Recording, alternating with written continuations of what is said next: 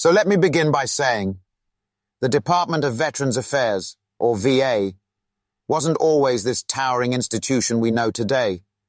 It actually started in 1930, initially as a modest federal agency to centralize support for veterans. But you know, it wasn't until 1989 that it was elevated to a cabinet-level department. And that's huge, eh? It showed the nation was finally ready to formally put veterans' care on the front line of government priorities. Yeah, but you gotta remember, Emeka, it ain't just about hierarchy, it's about mission. The VA ain't just pushing paper, it's living up to Lincoln's promise, from the Civil War no less, to care for him who shall have borne the battle. That's the bedrock right there. It's a mission that's been, well, battlefield tested, you could say. Absolutely, Duke. That phrase captures it perfectly. It's both poetic and practical. I remember my first visit to a VA National Cemetery when I was still a Nigerian officer studying here in the States. It floored me. Seeing those rows of headstones, all perfectly aligned, it wasn't just about honoring the fallen. It was like the nation saying, "We see you, we remember you."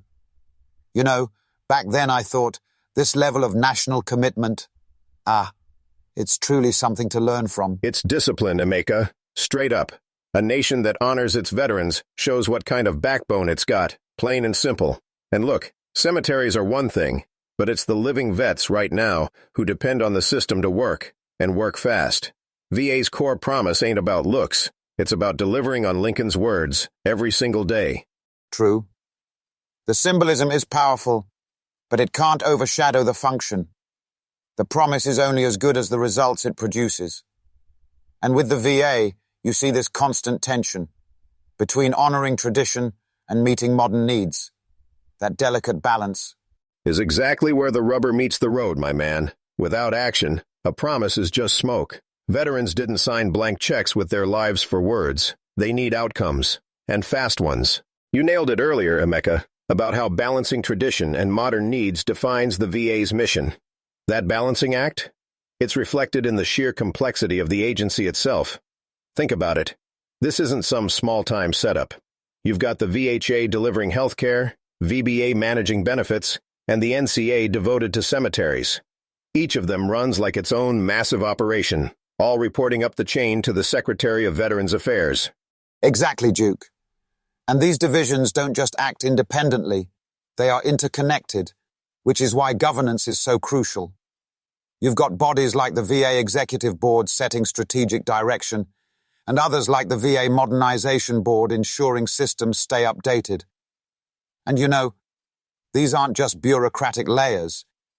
They're, how do I put it, strategic checkpoints to ensure the whole system operates cohesively. But man, even with checkpoints, it's still a grind for regular vets like me.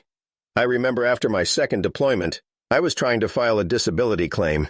And Emeka, let me tell you, it felt like a war zone of paperwork. Each form you fill out makes you feel like you're navigating a minefield. One wrong box checked, and boom, you're set back weeks, sometimes months. But here's the kicker. Once I finally got through all that red tape, the support was first class. They don't cut corners when it comes to delivery. It's just getting there that's rough. That resonates. It's like the infrastructure is solid, but the onboarding process, the entry point, is where the real stumbling blocks lie. And you see that across the spectrum. Whether it's healthcare, financial benefits, or even burial services, it's clear they've built a giant. But sometimes the giant stumbles, especially under the weight of such a massive caseload. Right. And let's not forget the human element, Emeka. The VA system ain't just bureaucrats pushing buttons. You've got amazing folks, nurses, counselors, caseworkers, who are downright heroic. I've seen it firsthand. But man, even they can only do so much when the system's clogged up with delays. And those delays, Duke, they take a toll, not just on the veterans awaiting services, but also on the morale of the staff striving to provide those services. Which brings us back to governance. Those boards you mentioned earlier, like the VA Operations Board, they play an incredibly critical role. Sure, but governance only works when results hit boots on the ground. A boardroom plan means squat to a vet waiting for health care. It's all about execution, Emeka, plain and simple. No argument there. But the question is whether the system can evolve quickly enough to meet the sheer diversity of veteran needs. From your service-connected disability claim to, say, mental health services for someone else, the VA spans such a wide spectrum. And to balance that is quite the battlefield. It is. And here's the real fight. Healthcare access, processing claims faster, and ending homelessness for vets. Those are the trenches where the next battles are being fought. You're absolutely right, Duke. Those trenches, healthcare access, faster claims processing, and battling homelessness are where the VA's mission is truly tested. And the reality is, tens of thousands of veterans still face roadblocks to even basic care. On top of that, the sheer backlog of claims processing presents another major hurdle. Yeah, and let me tell you, that claims backlog is like trying to push a tank through quicksand. It's stuck, man. And veterans are waiting months, sometimes years. It's unacceptable. Exactly. Then you add to that the veterans who are homeless. It's absolutely heartbreaking to think about those who served, sacrificed, and are now left to fend for themselves on the streets. Heartbreaking, yeah. But it's also infuriating. A vet on the streets? That's a leadership failure. Plain and simple. Absolutely, Duke. But there is hope. We've seen some promising modernization efforts coming out of the VA lately. Telehealth, for instance, is expanding access to care at a scale we couldn't have imagined even a decade ago. And let's not forget mental health. They're finally putting some serious resources into that fight. PTSD, depression, you name it. It's about time they gave mental scars the same attention they give physical wounds.